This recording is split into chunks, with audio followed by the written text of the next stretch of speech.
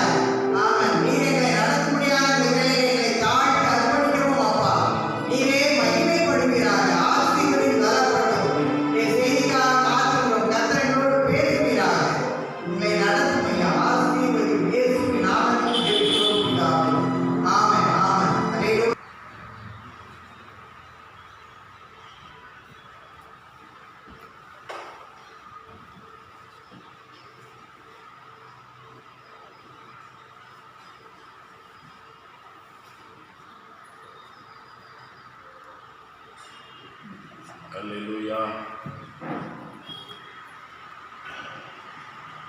இந்த உயிர்த்தெழுந்த நாளிலே, இந்த மனமகிழ்ச்சியான நாளிலே, இந்த வாரத்தின் முதல் நாளிலே நாம் ஆலயங்களுக்கு வர முடியாத தடைகள் ஏற்பட்டிருந்தாலும் நாம் வீடுகளில் இருந்து நம்ம இந்த லைவா நடக்கிற ஆராதனையை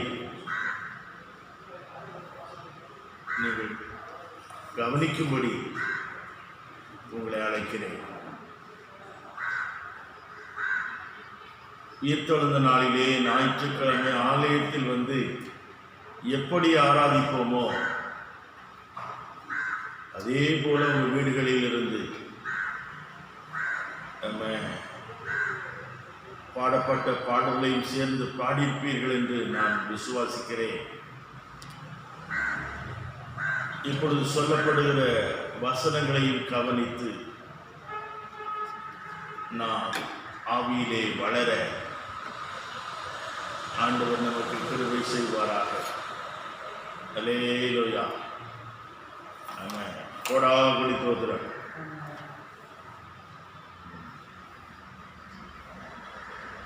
ஒரு வசனத்தை வாசிக்க நான் கேட்கிறேன். மத்தேயு சுவிசேஷம் 8ஆம் அதிகாரம் 25 27 வரைக்கும். மத்தேயு சுவிசேஷம் 8ஆம் அதிகாரம் 25 முதல் 27 வரை. அப்பொழுது அவருடைய சீஷர்கள் வந்து அவரை எழுப்பி, ஆண்டவரே எங்களை ரட்சியும். அதற்கு அவர், அற்ப விசுவாசிகளே, ஏன் பயப்படுகிறீர்கள் என்று சொல்லி எழுந்து காற்றையும் கடலையும் அதட்டினார். உடனே மிகுந்த அமைதல் உண்டாயிற்று. அந்த மனுஷர்கள் ஆச்சரியப்பட்டு, இவர் எப்படிப்பட்டவரோ, காற்றும் கடலும் இவருக்கு கீழ்ப்பணிகிறதே என்றார்கள். இயேசு எப்படிப்பட்டவரோ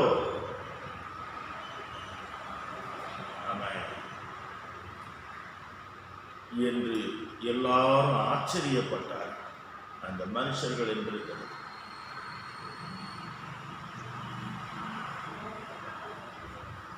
அருமையானவர்களே, இயேசு யார்?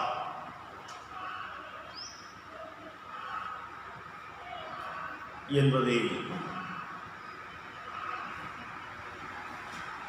இந்த உலகம் அறியணும். இன்னும் அறியாம இருக்கு. இயேசு யார், அவர் எப்படிப்பட்டவர் என்பதை இந்த உலகம் அறியணும். அதான் அவருடைய தாகம்.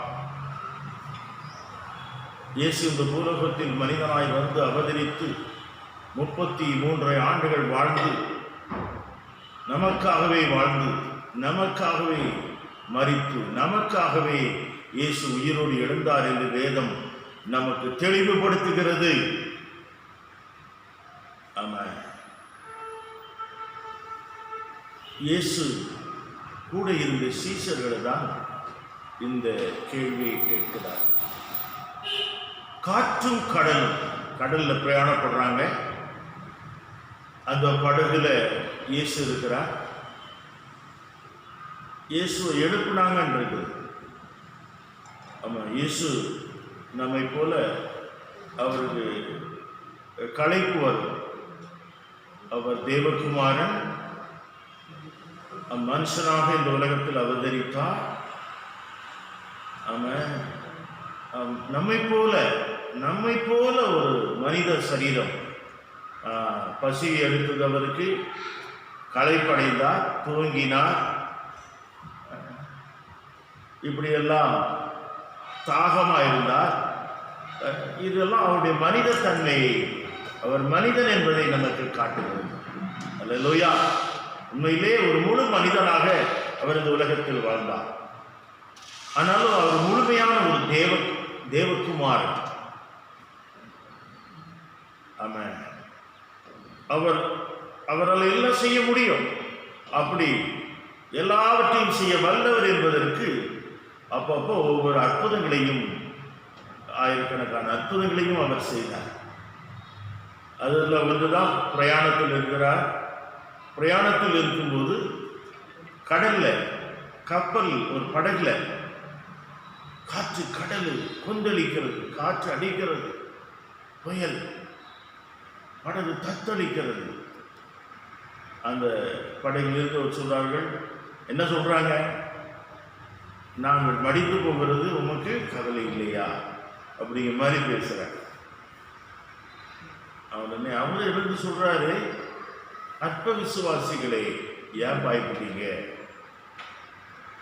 அப்ப கொஞ்சம் கூட உங்களுக்கு நம்பிக்கை இல்லையா? ஏன் பயப்படுறீங்க அப்படின்னா, முதல்ல தூங்குறவங்களுக்கு தான் ஆபத்து. இவங்களும் விழிச்சிருக்கிறாங்க. அவர் அந்த காற்று கடல் கொந்தளித்ததை பற்றி அவருக்கு கவலை இல்லை. என்ன சொல்கிறார்? ஆமென், ஆமென். அந்த மனுஷர் ஆச்சரியப்பட்டு, இவர் எப்படிப்பட்டவரோ, காற்றும் கடலும் இவருக்கு கீழ்ப்படுகிறதே. காற்றையும் கடலையும் அதட்டினார், உடனே மிகுந்த அமைதல் உண்டாயிற்று என்று பார்க்கிறோம். ஆண்டவராகிய இயேசு கிறிஸ்து யார் என்பதை இந்த உலகம் அறியதோ அறியலையோ, அறியணும். ஆனா நாம் அறிந்திருக்க வேண்டும். அல்லேலூயா. இயேசு கிறிஸ்துவை பற்றி நல்ல அறிவு நமக்கு வேண்டும். இயேசு கிறிஸ்து யார் என்ற அறிவு நமக்கு இருந்தால்தான் நமக்கு தைரியம் வரும், நமக்கு விசுவாசம் வரும், நம்பிக்கை வரும். ஆமென். நமக்கு பயம் வராது. அல்லேலூயா. ஆமென். தைரியம், நம்பிக்கை, விசுவாசம் இதெல்லாம் நமக்குள்ள பெருகணும்னா இயேசு யார் என்பதை முதல்ல நம்ம அறிஞ்சிருக்கணும்.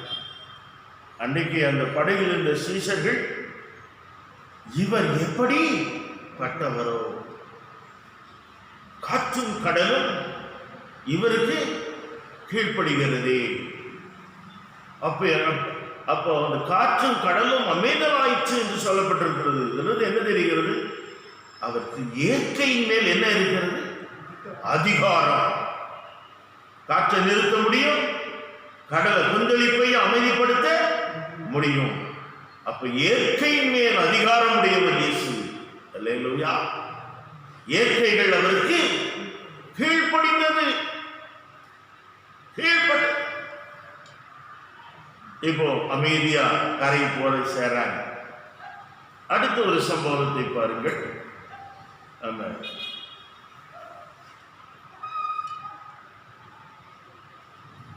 மத்தேயு எழுதின சுவிசேஷம் 16ஆம் அதிகாரம். மத்தேயு எழுதின சுவிசேஷம் 16ஆம் அதிகாரம் 13, 14, 15, 16, 17 இதை வாசிக்கிறேன். பின்பு இயேசு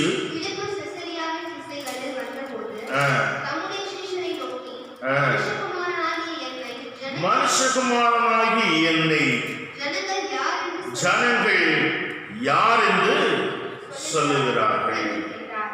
அவருக்கு ஒரு எண்ணம், ஏன்னா காற்று கடல் கீழ்ப்படுகிறது. அவன் காற்றை கடலை அமைதிப்படுத்தினார். இன்னும் எத்தனையோ அற்புதங்களை அதை செய்திருக்கிறார். அவன் வியாதிகளை குணமாக்கி இருக்கிறார், குஷ்டரோகிகளை சுத்தமாக்கி இருக்கிறார், குருடர்களுக்கு பார்வை கொடுத்திருக்கிறார். அவன் இதெல்லாம் மரித்தவர்களை உயிரோடு எழுப்பியிருக்கிறார். இதெல்லாம் அவருக்கு இருக்கிற அதிகாரம். அப்படின்னா இயற்கையின் மேல் அதிகாரம், வியாதியின் மேல் அதிகாரம், பிசாசின் மேல் அதிகாரம். அல்லேலூயா. அவருக்கு அதிகாரம். பச்சை தண்ணீரை காண ஒரு கல்யாண வீட்டில் ரசமாய் மாற்றுகிறார். ஆமா, மாத்திரமா 5 அப்பம் 2 மீன். எத்தனை புருஷர்கள்? கிட்டத்தட்ட 5000 புருஷர்களா, 50 பேரா பந்தி வச்சாங்க. 5000 புருஷர்கள். ஆமா, 5000 புருஷர்கள் தான். இப்பயாவது பெண்கள் இருந்திருப்பாங்கல்ல, எப்படி பிள்ளைகள் இருந்திருப்பாங்கல்ல, அதெல்லாம் கணக்கு சொல்லப்படலை. புருஷர்கள் மாத்திரம் இருக்கிறேன். ஆமா, இப்போ ஒரு டிராவல் போனோம்னா, ஒரு குடும்பமாக போகிறோம்னா, டிக்கெட் எடுக்க வேண்டிய நபர் வந்து டிக்கெட் எடுக்காத சின்ன பிள்ளைகள் கிடையாது தானே. ஆனால் ட்ராவல் பண்ணிக்கிடலாம், ஆனால் சாப்பிட்டுக்கிடலாம் ஹோட்டலில். ஆமா, இப்படி இருக்கிறது. ஆகவே கிட்டத்தட்ட 5 அப்பம் 2 மீன். எத்தனை பேர்? 5000 புருஷர்கள் சாப்பிட்டாங்க. 5000 பேர் சாப்பிட்டாங்க. ஆண்டு சொல்றாரு 50 பேரா பந்தி வைக்கீங்க. 5 அப்பம் 2 மீன் 50 பேருக்கு காணாது. சொல்ல போனா ஒரு ஆளுக்கு காணாது. ஆனா எத்தனை 100 பந்தி. எத்தனை பேர்? 50 பேரா 5000 பேர் எவ்வளவு ஆச்சு? 100 பந்தி. 100 வருஷத்துக்கு அது இருக்கு. ஆமா,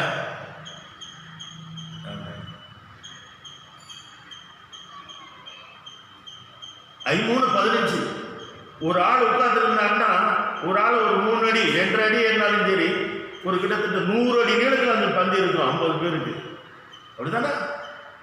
50 பேர் இருக்காங்கன்னா ஒரு 100 அடி நீளத்துக்கு இருக்கும். 2 அடி போட்டாலும் ஒரு உட்கார்றதுக்கு 100 அடி நீளத்தில் 100 வருஷம் பந்தி இருந்தாங்க பாருங்க. ஆனா எத்தனை பேர் சாப்பிட்டாங்க? எல்லாரும் சாப்பிட்டு திருப்தி அடைஞ்சு மீதி எத்தனை குடியில் எடுத்தாங்க? ஒரு சம்படத்தில் இருக்கிற அப்பம் இப்ப எவ்வளவு ஆயிடுது? ஆமா, ஒரு பெரிய 12 கூடை நிறைய ஆயிடுச்சு. 12 கூடை நிறைய ஆயிடுது. அப்படிலாம் அற்புதம் செய்திருக்கிறார். இந்த அற்புதங்கள்லாம் இயேசு செய்ததுனால இதெல்லாம் பார்க்கிறாங்களே. 5 அப்பம் 2 மீன்,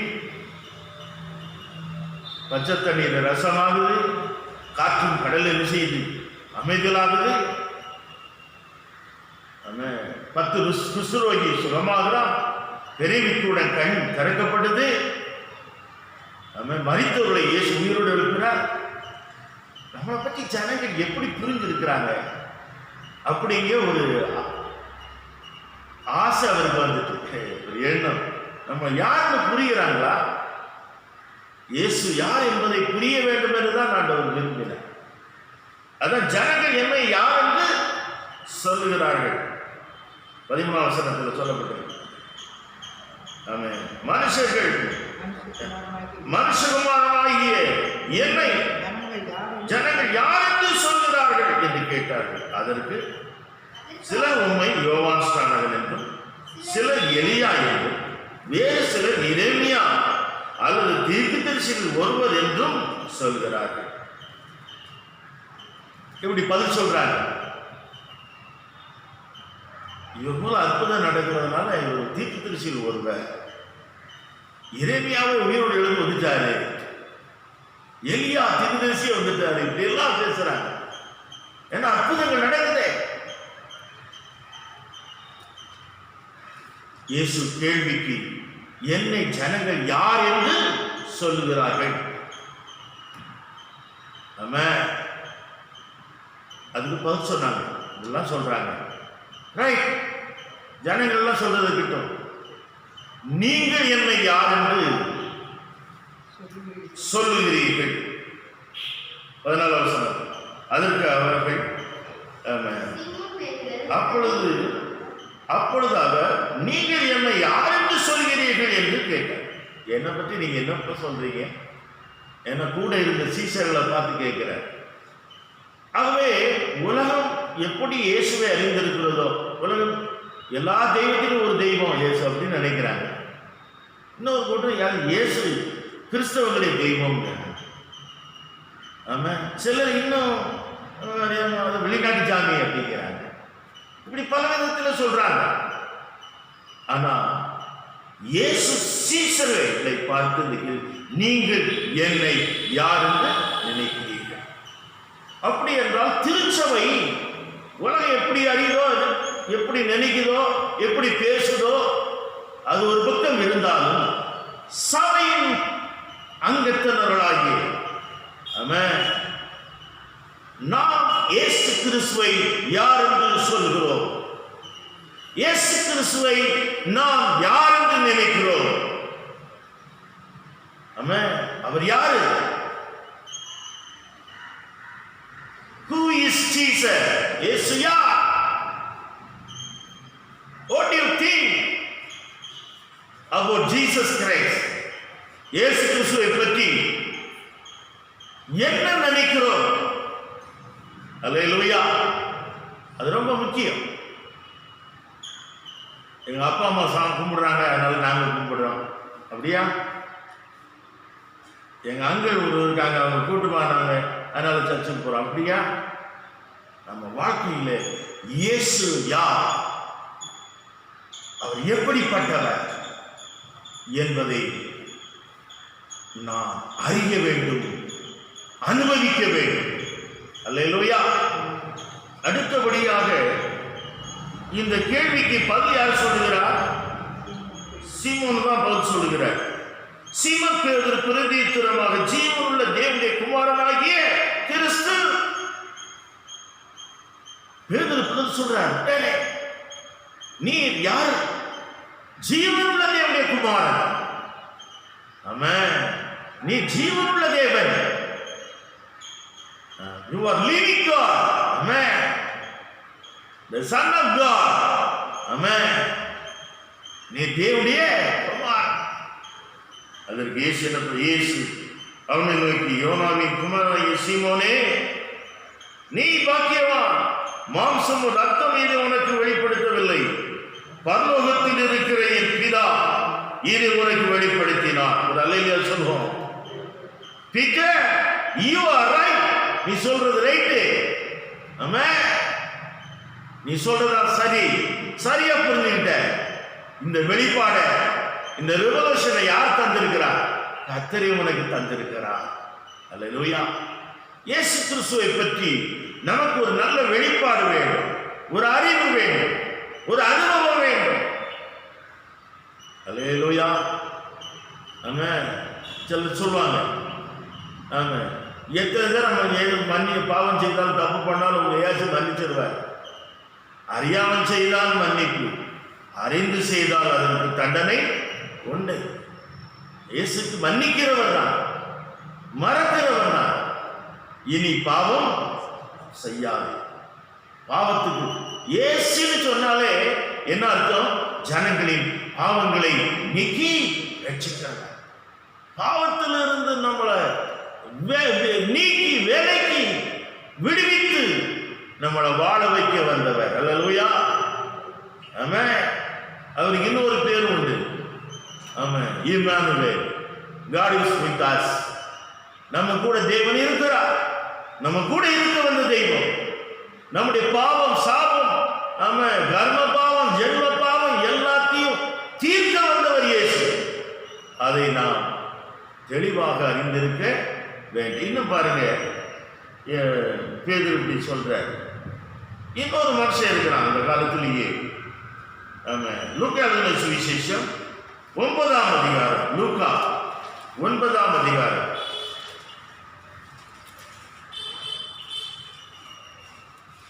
லூக்கா எழுதின சுவிசேஷம் 9ஆம் அதிகாரம் 7லிருந்து 9 வரைக்கும் வாசிங்க.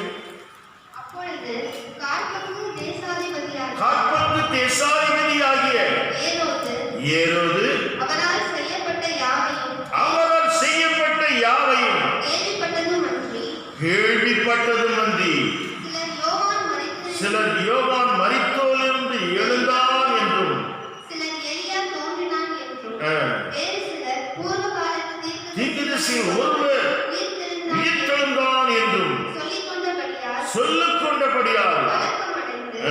யோவானை நான் சிரசேதம் பண்ணினேன். இவன் இப்படிப்பட்டவைகளை செய்கிறான் என்று கேள்விப்படுகிறேனே. இவன் இப்படிப்பட்டவைகளை செய்கிறான் என்று கேள்விப்படுகிறேன். இவன் யார்?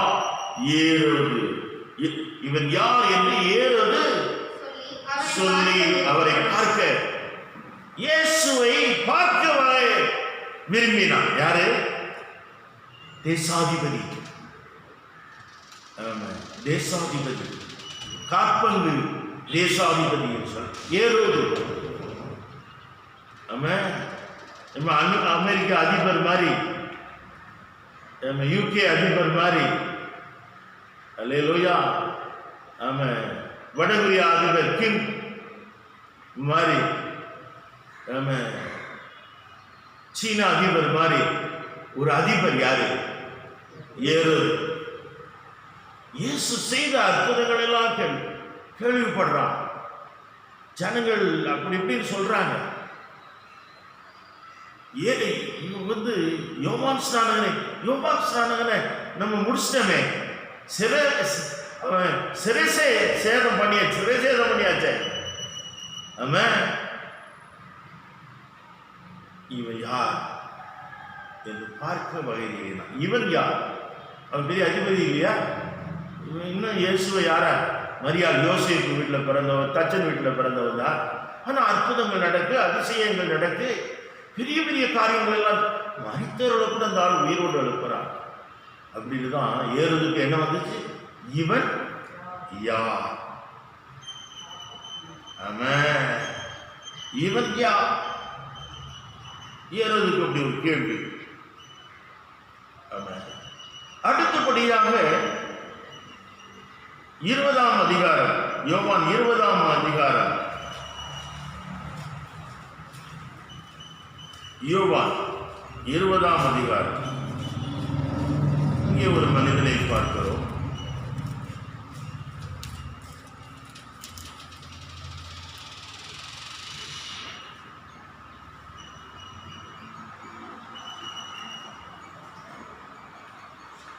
இருபத்தி 8ஆம் வசனத்தை வாசியுங்கள். தோமா அவருக்கு பிரதித்திரமாக என் ஆண்டவரே, என் தேவனே என்றான். ஆமென், அல்லேலூயா. இந்த தோமா என்ன சொன்னார் தெரியுமா?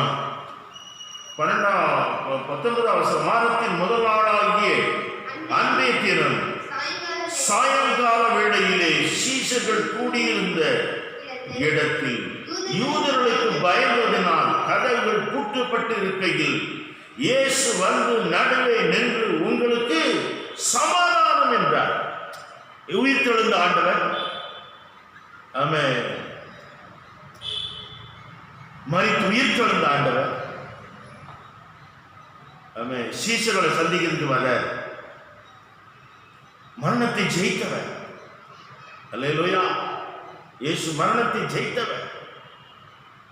ஆமென். இயேசு யார்? இயற்கையின் மேல் அதிகாரம் உள்ளவர், வியாதிகளின் மேல் அதிகாரம் உள்ளவர். ஆமென், ஆமென். பிசாசின் மேல் அதிகாரம் உள்ளவர். ஆமென். மரித்தவரை உயிரோடு எழுப்புகிற மரணத்தின் மேல் அதிகாரம் உள்ளவர். சொல்லிக்கொண்டே போகலாம். இந்த இயேசுவோட 12 சீஷர்கள் இருந்தாங்க. 12 சீஷர்கள் ஒருவன் யாரு? தோமா. ஒரு ஆள் யூதாஸ் போயிட்டான். 11 பேரும் இருக்கணும். ஆனா அன்னைக்கு 10 பேர் தான் இருந்தாங்க. இந்த தோமா எங்க போயிட்டாலும் தெரியல. ஆமா, இயேசு உங்களுக்கு சமாதானம் உண்டார். இந்த செய்தியை தோமா வந்த பிறகு, ஆமா, 24ஆம் வசனம்,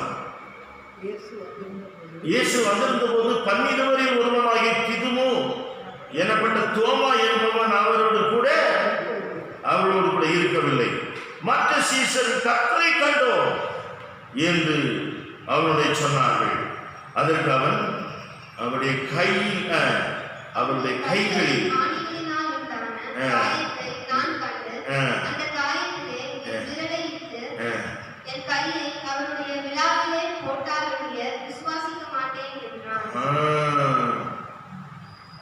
இவனுக்கு சந்தேகம். யாருக்கு? தோமாவுக்கு நம்பிக்கை இல்லை. அவர் வந்தாரு, தரிசனமானாரு அப்படிங்கிறதுல நம்பிக்கை இல்லை.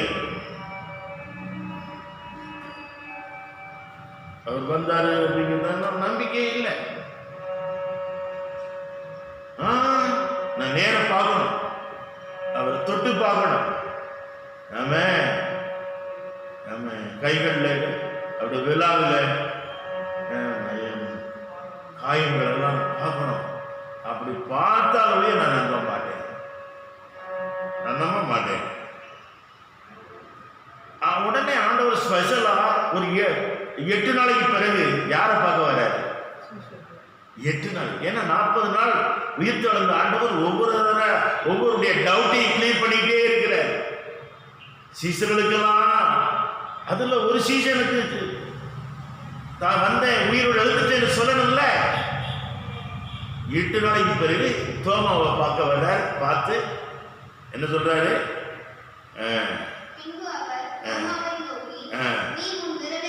உன் விரலை இங்கே நீட்டு,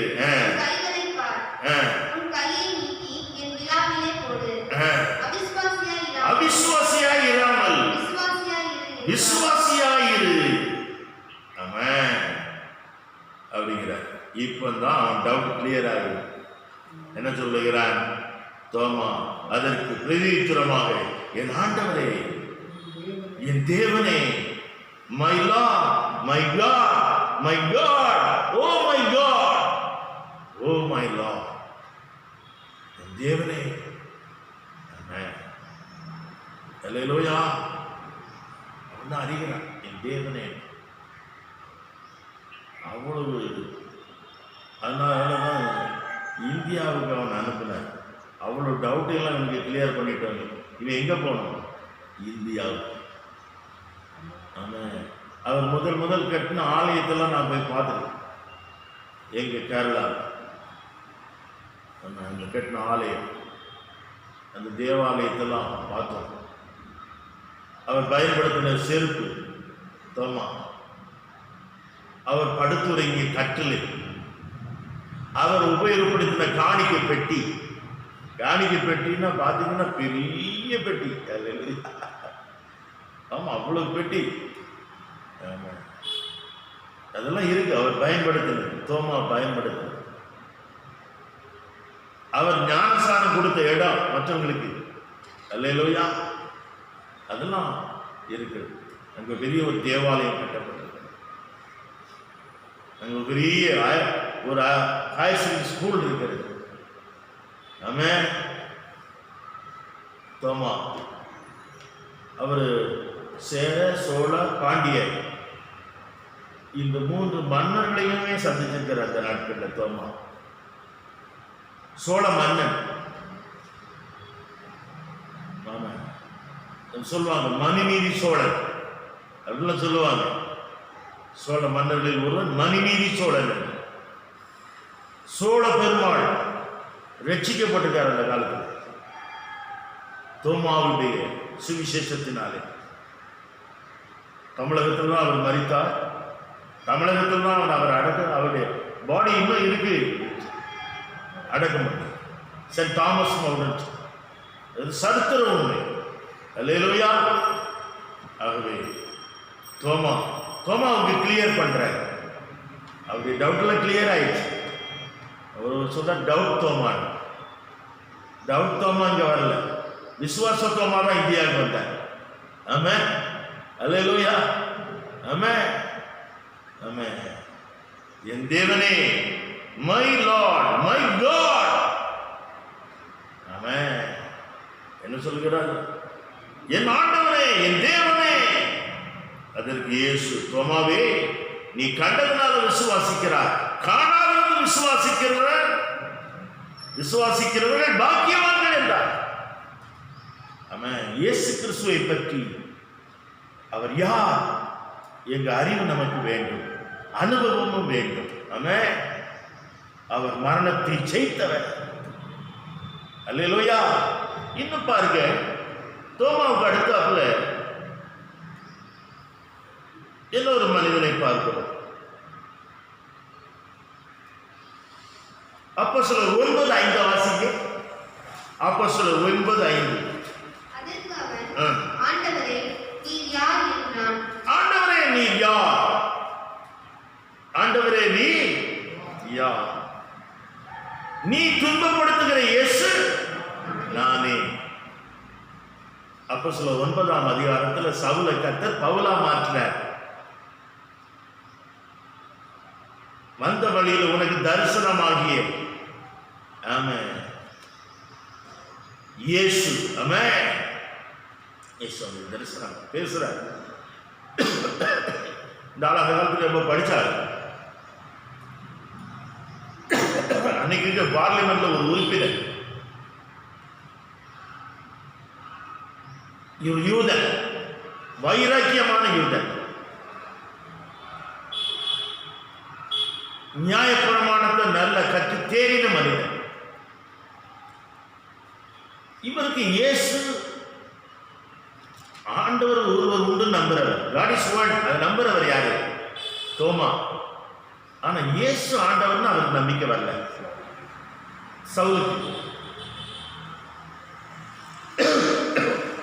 சவுலுக்கு இயேசுவே ஆண்டவர் என்ற நம்பிக்கை வரல.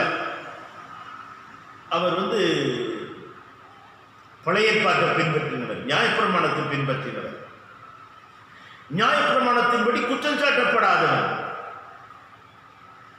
நான் எபிரேயர் பிறந்த எபிரேயர், நான் பென்யமீன் கோத்திரத்தார், நான் யூதனுக்கு யூதன், அப்படியெல்லாம் பேசுறார். ஆனா இயேசு ஆண்டவர், இயேசு இரட்சகர்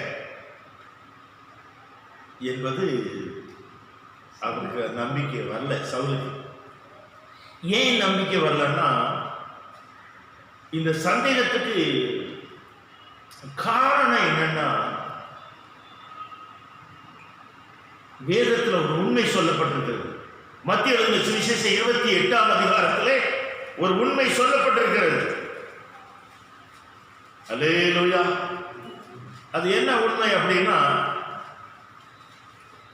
மத்திய எழுதின சுவிசேஷம் 28ஆம் அதிகாரம்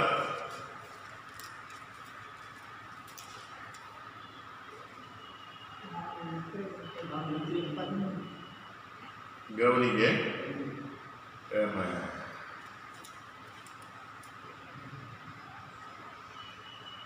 13 வாசிங்க, 12 வாசிங்க.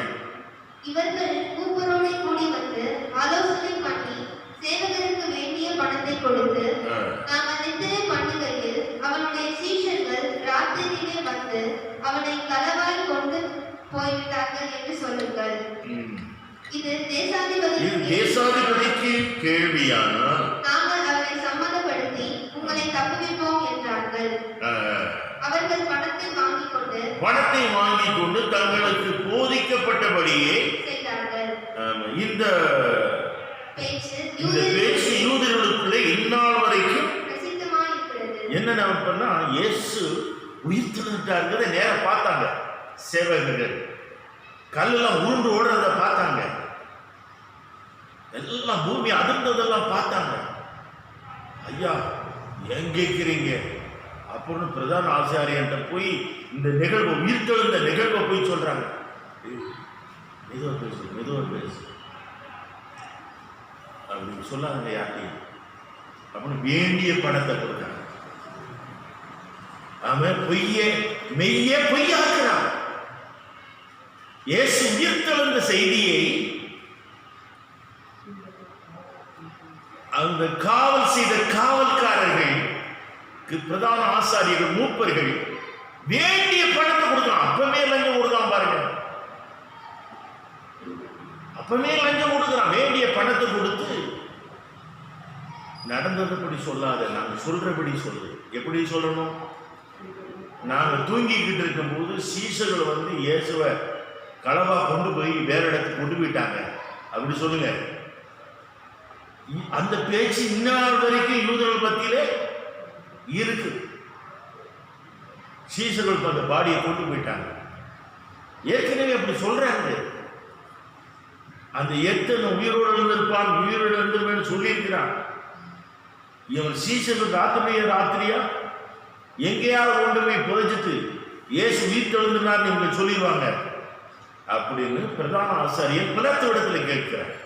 அதுக்கு பிலாத்து சொல்கிற, உங்ககிட்ட தான் சிப்பாய்கள் உண்டே, நீங்களே காவல் காத்துக்கிட்டு கேட்பான். அவன் காத்துட்டு இருந்தாலும் என்னன்னு சொல்லிடுவாங்க. அப்ப காவல் காத்தது யாரு? இயேசுவை எந்த கூட்டம் சிலுவையில் அடிச்சதோ அந்த கூட்டம் தான் கல்லறையை காத்துட்டு இருந்தது. அந்த கூட்டம் தான் உயிர்த்தெழுந்ததை பார்த்தது.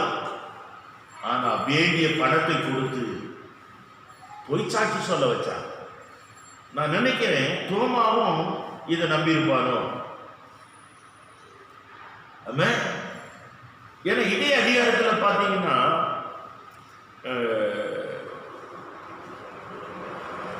16 வசனத்தை வாசிங்க.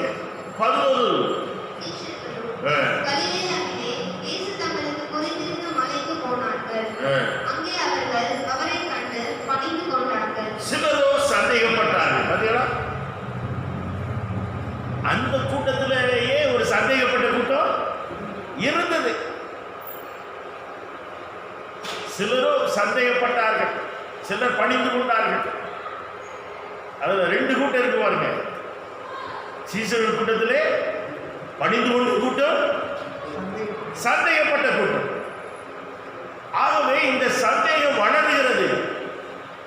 இந்த சந்தேகத்துக்கு உட்பட்டவன் தான் யாரு? தோமா மாத்திரமல்ல, சீசர்கள் மாத்திரமல்ல, சவுல். கடவுள் ஒருவர் உண்டு. God is one. அவர் பரிசுத்தர், பரிசுத்தர், சேனைகளின் கர்த்தர், பரிசுத்தர். இதெல்லாம் நம்புகிற மனிதன் தான் யாரு? சவுல். நியாயப்பிரமாணத்தை 10 கட்டளைகளை மதிக்கிறவர்.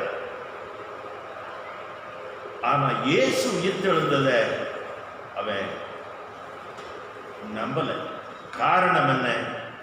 வதந்தி, பொய் பிரச்சாரத்தை இந்நாள் வரைக்கும் இருக்காருல்ல, நம்பியிருக்கும். அவன் அதனால தான் சொல்றாரு. என்ன சொல்றாரு? 9:5 என்ன சொல்லுகிறார்? ஆண்டவரே நீர் யார்? அதற்கு கர்த்தர். ஆமா, அதற்கு கர்த்தர். நீ துன்பப்படுத்துகிற இயேசு நானே. முள்ளில் உதைக்கிறது உனக்கு கடினமா? நீ துன்பப்படுத்துகிற இயேசு நானே. இயேசுவை இவன் நேரடியா பார்த்தது இல்லை. சவுல் கேள்விப்பட்டதுதான், கேள்விப்பட்டதுதான். அவன் தரிசனப்பட்டதான். ஆமென், அல்லேலூயா. ஆனா ஆண்டவரே நீர் யார்? நீ துன்பப்படுத்துகிற இயேசு நானே. அவன் யாரை துன்பப்படுத்த? சவுலை கொலை செய்வதற்கு, அதாவது ஸ்தேவானை கொலை செய்வதற்கு, ஸ்தேவானை கொலை செய்வதற்கு சவுலும் சம்மதித்திருந்தார். அப்போஸ்தலர் 7ஆம் அதிகாரத்திலே 8ஆம் அதிகாரத்தில் ஆரம்பத்திலும் பார்க்கிறோம். ஆமென். இவன் தான் கேப்டன். இவன் தான் கிறிஸ்தவத்தை அழிப்பதற்கு, கிறிஸ்தவத்தை ஒழிப்பதற்கு, கிறிஸ்தவத்தை இல்லாமலாக்குவதற்கு பிரயாசப்படுகிறவன். யாரு? சவுல். ஆமென். நீ துன்பப்படுத்துகிற இயேசு நானே. முள்ளில் உதைக்கிறது உனக்கு கடினமா? கடவுளை தெரிஞ்சும் கடவுளுடைய வழியில நடவாமல் இருப்பது, ஒரு நல்ல பாதை இருக்கும்போது ஒரு முள்ளுக்குள்ள நடக்கிறதுக்கு சமம். கவனிக்கிறீங்களா? முள்ளில் உதைக்கிறது, முள்ளில போய் மிதிச்சா யாருக்கு வலிக்கும்? உனக்கு தான் வலிக்கும். அப்போ கிறிஸ்தவர்களை, கிறிஸ்துவின் சீஷர்களை துன்பப்படுத்தினா யாரை துன்பப்படுத்துவதாக நினைக்கிறார்? கிறிஸ்துவை, இயேசு கிறிஸ்துவை நம்புகிற பிள்ளைகள் யாராயிருந்தாலும் அவர்களுக்கு துன்பம் கொடுத்து அந்த துன்பம் யாருக்கு கொடுக்கிறதாக ஃபீல் பண்றாரு? இயேசு தனக்கு கொடுக்கிறதாக ஃபீல் பண்றாரு. உன்னை தொடுகிறவன் என் கண்மணியை தொடுறாங்க.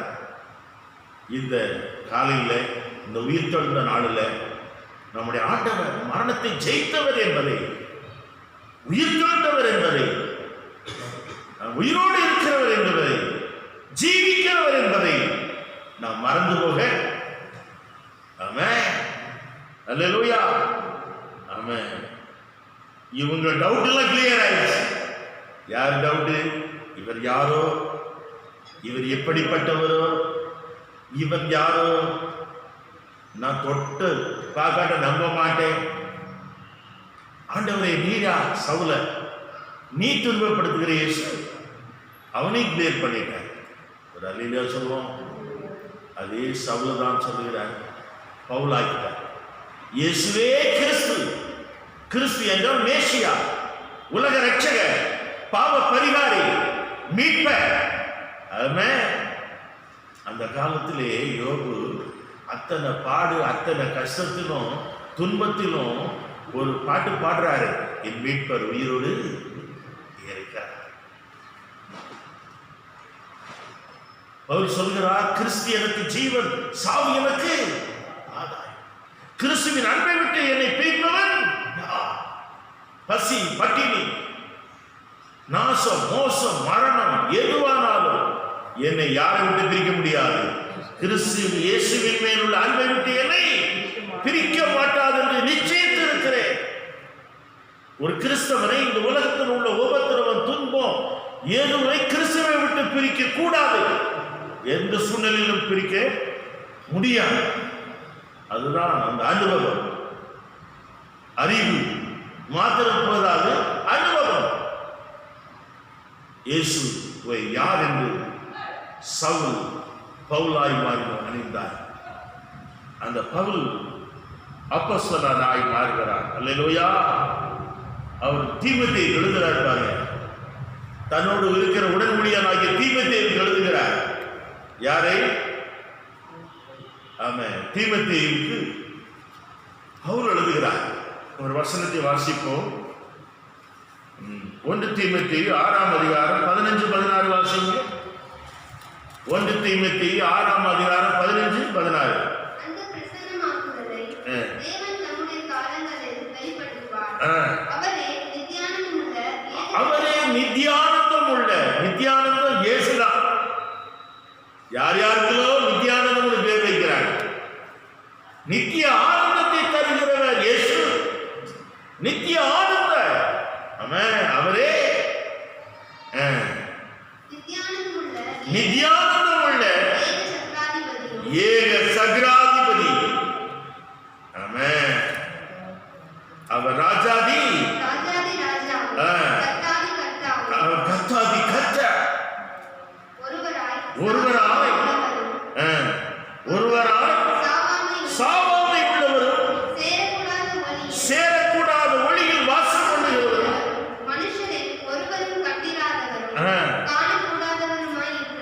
ஒரு அல்லேலூயா சொல்லுவோமா?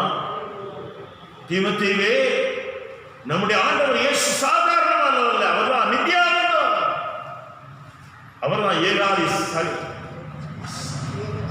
ஏக சக்கராதிபதி. அவர் ராஜாதி ராஜா, அவர் கர்த்தாதி கர்த்தர். நீ சாதாரணமானவல்ல. நான் கிறிஸ்துவை பின்பற்றுவது போல் நீங்க எல்லாம் என்ன பின்பற்றுங்க அப்படின்னா தீமோத்தேயு தெளிவு சொல்கிறார். ஒரு தெளிவை சொல்கிறார். தீமோத்தேயுவே,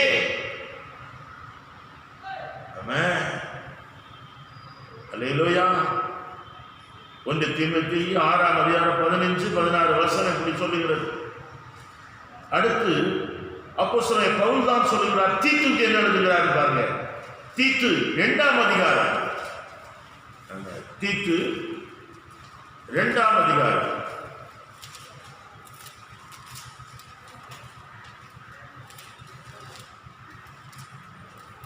அப்போஸ்தலன் பவுல் தீத்துக்கு எழுதின நிருபம் ஒரு கடிதம் தான். அதாவது 2ஆம் அதிகாரம் 11ஆம் வசனத்தை வாசியுங்கள். 11. ஏனெனில் எல்லா மனுஷருக்கும் ரட்சிப்பை அளிக்கத்தக்க நாம எல்லாரும் ரட்சிக்கப்பட, எல்லாரும் வாழ்வடைய, எல்லாரும் சுகமாயிருக்க, எல்லாரும் சந்தோஷமாயிருக்க. ஆமென். ஏனெனில் எல்லா மனுஷருக்கும் ரட்சிப்பை அளிக்கத்தக்க தேவ கிருபையானது பிரசன்னமாகி நாம் அவபக்தியையும் நவீன இச்சைகளையும் வெறுத்து தெளிந்த புத்தியும் நீதியும் தேவ பக்தியும் உள்ளவர்களாய்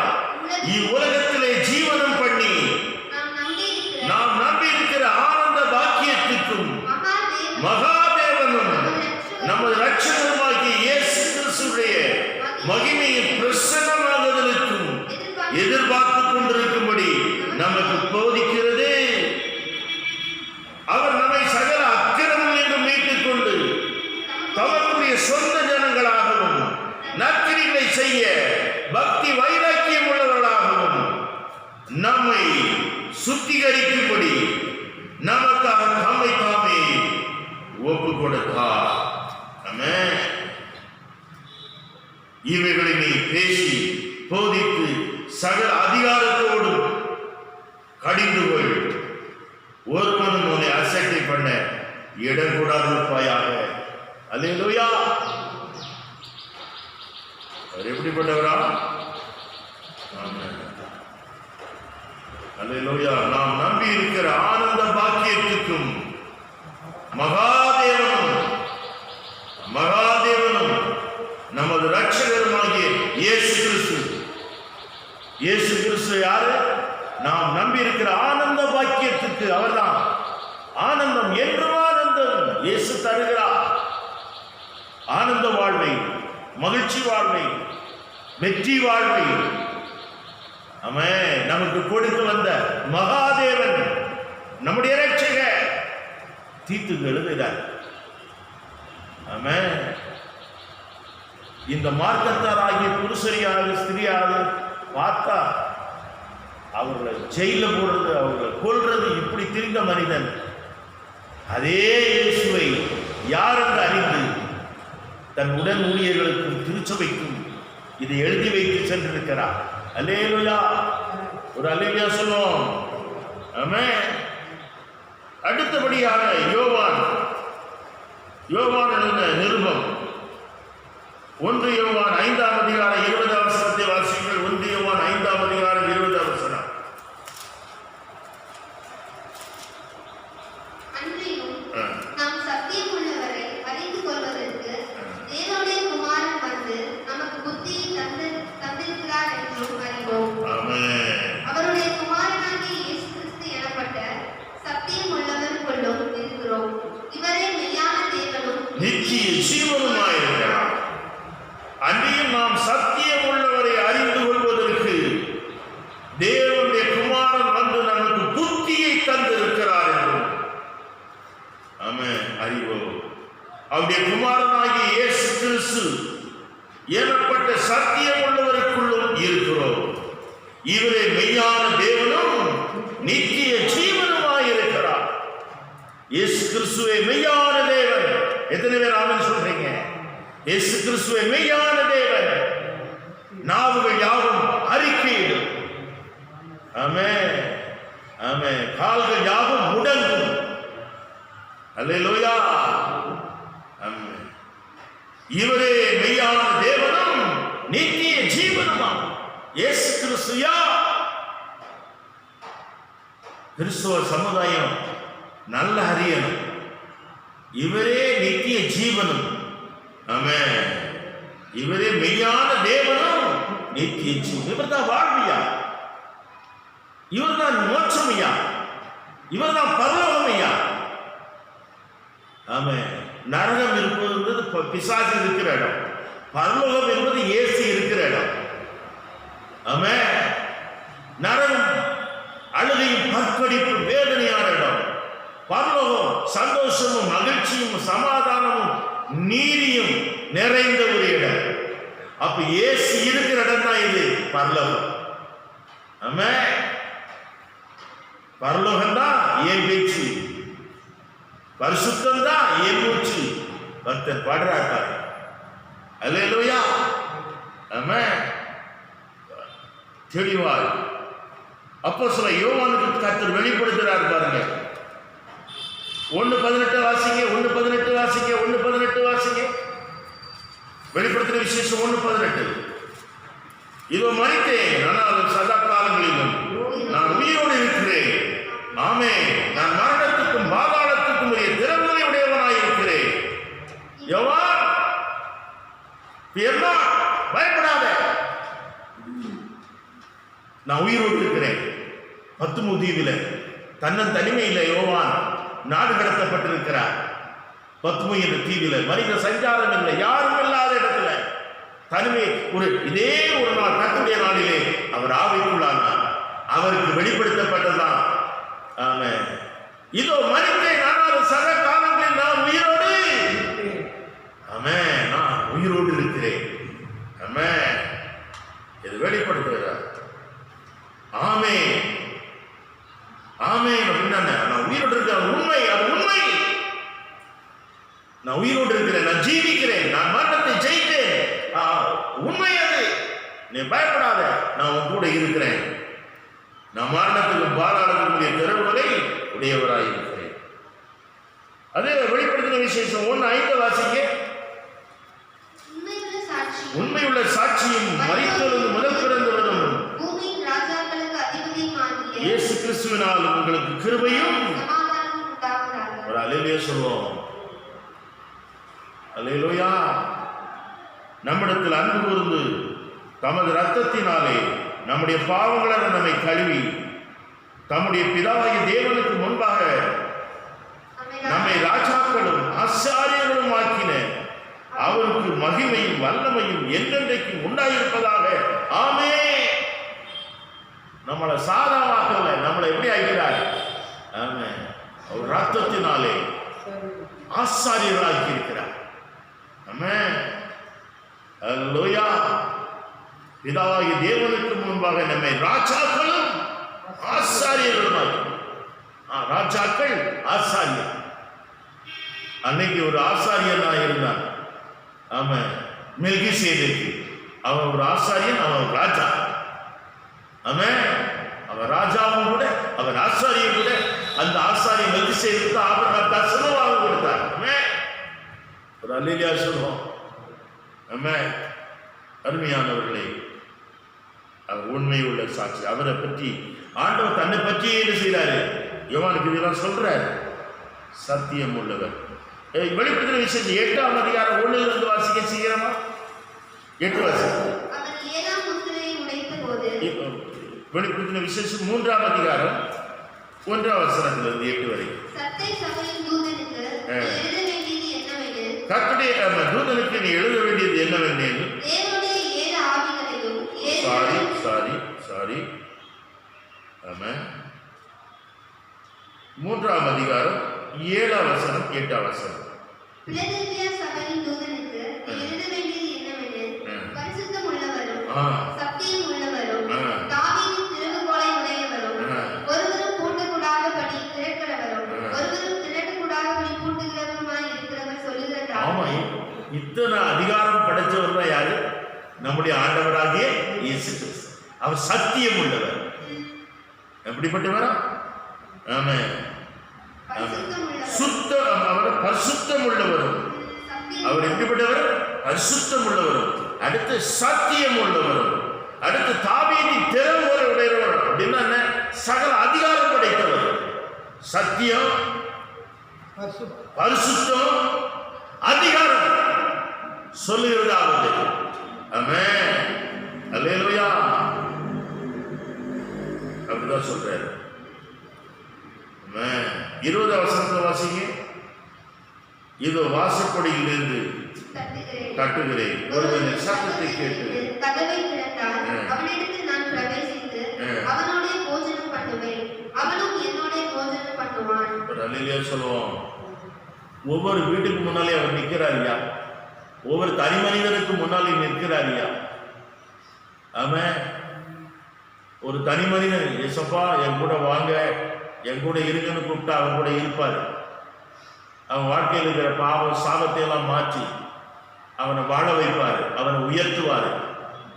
அவன் யோசேப்பை உயர்த்தின ஆண்டவர், தானியேலுடைய நண்பர்களை உயர்த்தின ஆண்டவர். எந்த மனுஷன் இயேசுக்கு தன் வாழ்க்கையில் இடம் கொடுக்கிறானோ அவனை உயர்த்தி பார்ப்பார். அல்லேலூயா. உண்மையா என் சொல்லுக்கு நீ கீழ்ப்படிவாய், ஆனால் பூமியில் உள்ள சகல ஜாதிகளிலும் நான் உன்னை எப்படி வைப்பேன்? அவன் நீ தலையாக, நீ மேலாக. அப்படிதான் சொல்ற. என் சொல்ல கேளு. அல்லேலூயா. சத்தியம் உள்ளவர், பரிசுத்தம் உள்ளவர், தாவீதின் திறவுகோலை உடையவர். இன்னும் பார்த்தீங்கன்னா வெளிப்படுத்தின விசேஷம் 12-11 வாசிங்க. நான் முடிக்கிறேன். மரணம் நேரிட்டதா இருந்தாலும் அதற்கு தப்பும்படி ஆட்டுக்குட்டியான ரத்தத்தினாலும் சாட்சியின் வசனத்தினாலும் அவனை ஜெயித்தார்கள். ஒரு அல்லேலூயா சொல்லுவோம். ஆட்டுக்குட்டியான ரத்தம், இது இயேசுவின் ரத்தம். இயேசு சிந்தின ரத்தம். இது மாசில்லாத ரத்தம், பரிசுத்த ரத்தம். அவருடைய ரத்தத்தினாலே நம்மளை மீட்டார். அவன் ரத்தத்தினாலே நம்முடைய பாவத்தில் இருந்து, சாபத்தில் இருந்து நம்மளை தூக்கி எடுத்தார். அல்லேலூயா. அல்லேலூயா சொல்லுவோமா? ஆமென். ஆகவே நம்முடைய விலை சாட்சியின் வசனம், இயேசு கிறிஸ்துவின் ரத்தத்துக்கு இருக்கிற அதிகாரத்தை வசனம் என்ன சொல்லுதோ அதை விசுவாசித்து வாழ்க்கையிலே நாம் ஆசீர்வதிக்க படணும். அல்லேலூயா. இயேசு கிறிஸ்துடைய ரத்தம் விலையேற ரத்தம், மாசில்லாத ரத்தம், குற்றமற்ற ரத்தம். அவர் நமக்காக அந்த ரத்தத்தை சிந்தினார். நான் இது ஒரு பெரிய பிரசங்கம். ஆமாம், இது 2ஆம் பகுதியை தான் உங்களுக்கு நான் இன்னைக்கு இந்த செய்தி உங்களுக்கு கொடுக்கிறேன். முதல் பாகம் ஒரு பகுதி இருக்கிறது. அல்லேலூயா. இயேசு கிறிஸ்துவை பற்றி ஆதியாகமத்திலிருந்தே சொல்லப்பட்டிருக்கிறது. ஆமாம், வெளிப்படுத்தின விசேஷம் வரைக்கும் ஆமாம், மீட்பர் வருவார், வந்து என்ன செய்தார், திரும்ப வரப்போகிறார். அல்லேலூயா. 22ஆம் சங்கீதம் இயேசுடைய பாடும் மரணங்கள். 23ஆம் சங்கீதம் இயேசு நல்ல மேய்ப்பர். 24ஆம் சங்கீதம் அவர் ராஜாதி ராஜாவா வரப்போறார். அல்லேலூயா. ஆமென். ராஜாதி ராஜாவா வரப்போறார் என்பதை காட்டுகிறது. இங்கே இன்னும் பாருங்க, ஒரு 2 வசனத்தை மட்டும் வாசித்து நான் முடியும். வெளிப்படுத்தின விசேஷம் 18-14 வாசிங்க. 18-14. உன் ஆத்துமா இச்சித்து பலவர்க்கங்கள் உன்னை விட்டு நீங்கி போயின, கொழுமையானவைகளும் சம்பளமான. வெளிப்படுத்தின விசேஷம் 18-14.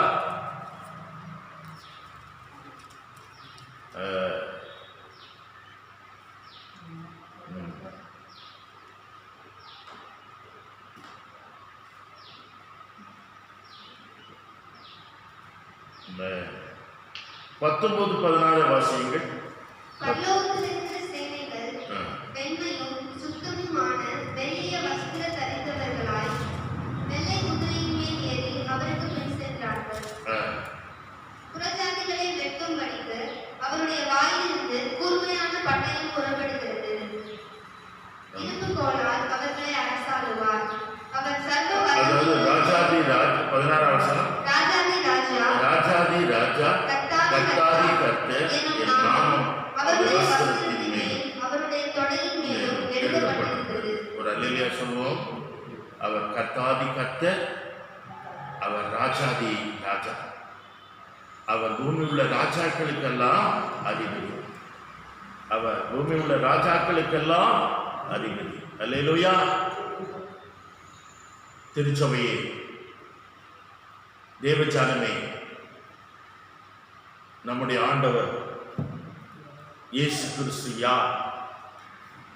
இயேசு கிறிஸ்து யார்? அவர் எப்படிப்பட்டவரோ என்று சீஷர்கள் ஆச்சரியப்பட்டார்கள்.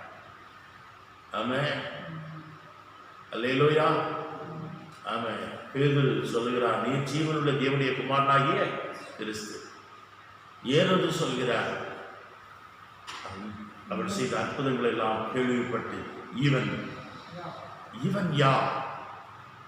ஆமென். அல்லேலூயா. இவன் யார்? தோமா அவருடைய சந்தேகத்தை அவர் மாற்றுகிறார். ஆண்டவரே, நீர் யார்? சவுலுடைய சந்தேகத்தை அவர் மாற்றுகிறார். ஆமென்.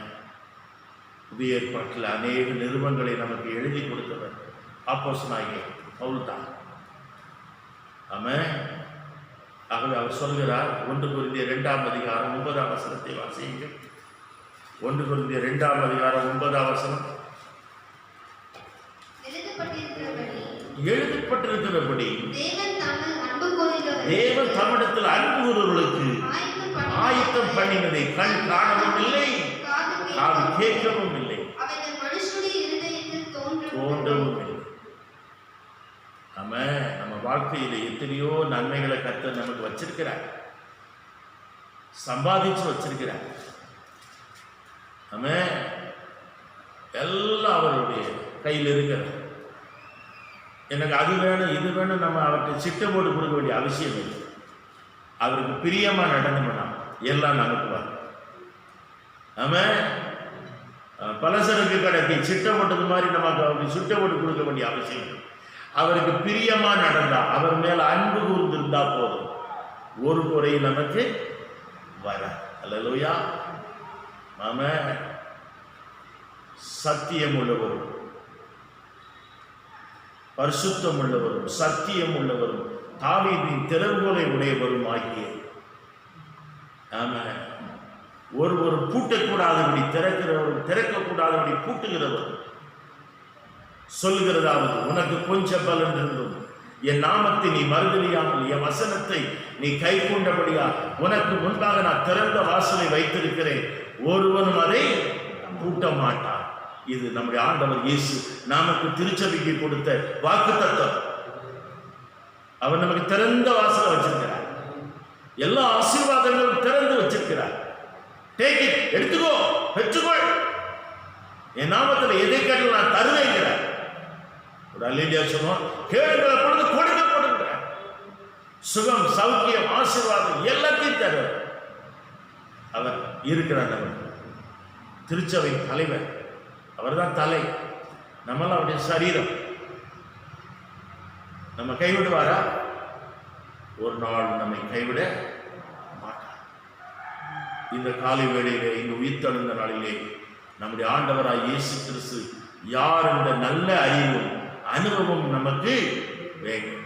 அந்த பிலதெல்பியா சபையை போல ஆமென் அல்லேலூயா, அன்பு நிறைந்த சபையா, சகோதர சிநேகம் நிறைந்த சபையா, ஆமென், தேவனிடத்தில் அன்பும் ஒருவரிடத்தில் அன்பும் ஒருவருக்கு ஒருவர் அன்பும் ஒருவருக்காக ஒருவர் ஜெபிக்கவும் ஒருவருக்காக ஒருவர் உதவி செய்யவும் இந்த அன்பிலே வளர கர்த்தர் நமக்கு உதவி செய்வாராக. ஆமென். 7 சபைகளிலே குறையில்லாத சபை இதுதான் பிலதெல்பியா சபை. பிலதெல்பியாவின் சபை தூதனுக்கு நீ சொல்ல வேண்டியது. ஆமென். இந்த காலையில உயிர்த்தெழுந்த ஆண்டவர் நம்மோடு இருக்கிறார், நம் நடுவில் இருக்கிறார், நம்ம கூட இருக்கிறார். அவர் சகல அதிகாரம் உடையவர். ஆமென். கொரோனா வைரஸை பற்றி பேசுறதை விட்டுட்டு இயேசுவை பற்றி பேசுவோம். ஆமென். கொரோனா வைரஸை பற்றி பிரச்சாரம் பண்ணுவதை விட்டுவிட்டு இயேசுவை பற்றி பேசுவோம். உயிர்த்தெழுந்த இயேசுவை, பிசாசை ஜெயித்த இயேசுவை, சகல வியாதிகளை குணமாக்குகிற இயேசுவை, பாவத்திலிருந்து சாபத்திலிருந்து நம்மளை மீட்டெடுத்த இயேசுவை அல்லேலூயா எல்லோருக்கும் அறிவிப்போம். கர்த்தர் நம்மை ஆசீர்வதிப்பாராக. ஜெபிப்போமா? எங்கள் பரலோகத்தின் பிதாவே, நீர் யார் என்பதை உமது வேதத்தின் மூலம் நாங்கள் தெரிந்து கொள்ள எங்களுக்கு உதவி செய்தீர். உமது வேத வசனம் நீர் யார், நீர் எப்படிப்பட்டவர் என்பதை எங்களுக்கு போதிக்கிறவர். இந்த போதனைகளை எங்கள் வாழ்க்கையின் அனுபவமாக்க கிருபைதான். எந்த ஒரு மனிதனும் உம்மை அறியாமல் இருக்கக்கூடாது. உலகமே உண்மை அறிய வேண்டும். 138 கோடி மக்களும் அறிய வேண்டும். பெரியோர், சிறியோர், தாய், தகப்பன், முதியோர், குழந்தைகள் யாவருமே அறிய வேண்டும். கிருபைதான். இரட்சகர் இயேசுவின் நாமத்தில் ஜெபிக்கிறோம் எங்கள் பிதாவே. ஆமென். ஆமென். நம்முடைய கர்த்தராகிய இயேசு கிறிஸ்துவின் கிருபையும் பிதாவாகிய தேவனுடைய அன்பும் பரிசுத்த ஆவியானவருடைய அன்யோன்ய ஐக்கியமும் இன்றும் என்றும் இதை கேட்கிற யாவரோடும் இருப்பதாக. அல்லேலூயா. தேவனுக்கே மகிமை.